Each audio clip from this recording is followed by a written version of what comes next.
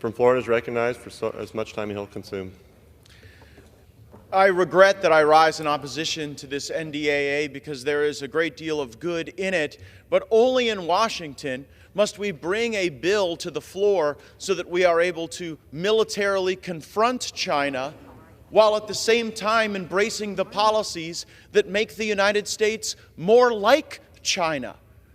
There is no desire on the part of our great armed services chairman and even the Democrats we worked with to have an extension of spying authorities put in this bill when we have already seen those authorities just totally abused. 278,000 violations of the existing law as the FBI has queried information regarding Americans. When the Obama-appointed Inspector General was reviewing whether or not the administration was complying with existing law, they found out we were breaking the law 38 times an hour. To extend the authorities for spying that were being violated so that people at the FBI could do queries on their neighbors, their coworkers, their ex-lovers. That does not belong in the National Defense Authorization Act, and maybe we would be able to stomach some short-term extension if the underlying bill looked a little more like the product we sent out of the House of Representatives. With this NDAA conference report, you almost feel like a parent who's sent a child off to summer camp and they've come back a monster. That's what we've done. This bill came back in far worse shape. We had concern over these social justice warriors that were making, salaries in the hundreds of thousands of dollars at DOD, so we put a cap on that at 3 times what a private or airman would make.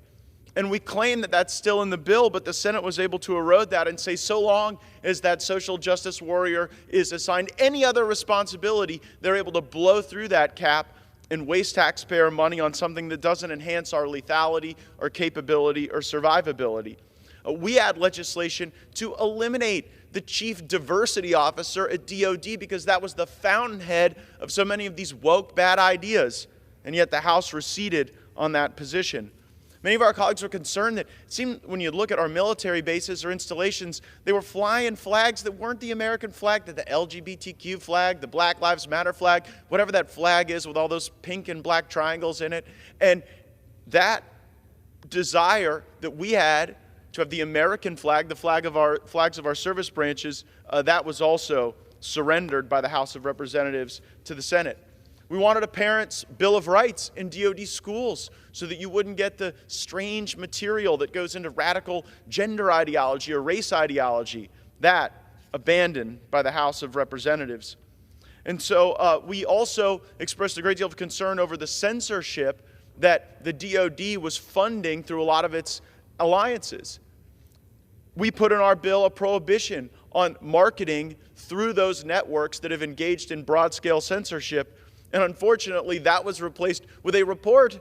So instead of stopping the money flowing to censorship through the DOD, we've just asked to be informed about it as it's happening, even though we already know it's happening. That's why we've conducted these investigations. So this bill is insufficient to deal with the structural challenges that we have at the Department of Defense, where they have veered substantially left. There is good in the bill, but it does not deserve an affirmative vote with this just absolutely unnecessary and uncalled for extension of spying authorities that we already know have been abused. I yield back. Gentleman from Texas reserves. The gentleman from Alabama is